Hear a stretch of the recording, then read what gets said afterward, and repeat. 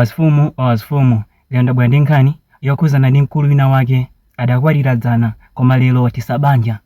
Mkulu ameneyu amachokera ku Nigeria. Dzana anapanga ukwati wake ndi atapanga dongosolo china chilichonse cha ukwati wake, ndi ukwati uli mkati. MC anayitana kuti akuntchito abwere, akuntchito kwa mkazi, ndi gulu la anthu akuntchito lija munalinso mtsikana wina wotchuka pa nkhani zosakhala bwino. Mtsikana ameneyu dzina lake ndi May Hashler.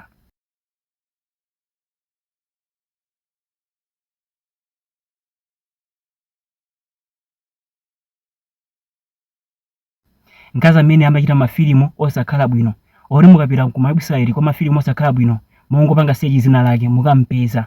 Mtsikana amene ndi wa ku Nigeria koma amakhala kunja, ndi anabwera kuzapanga attend ukwati wa mnzake.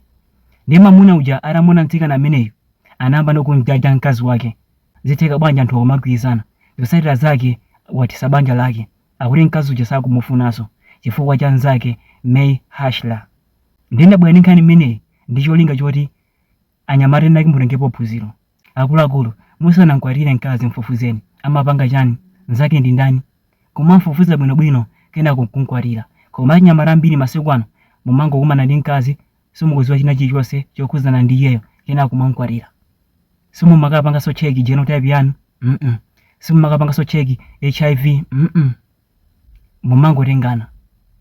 Akuluakulu zimenezi lekani. Awawa atapanga regret chifukwa chakuti akulu aononga ndalama zambirimbiri, anatenga ngongole chifukwa cha ukwati umenewu. Zosatira zake wakwatira dzana lero banja latha. Akuluakulu khala nosamala.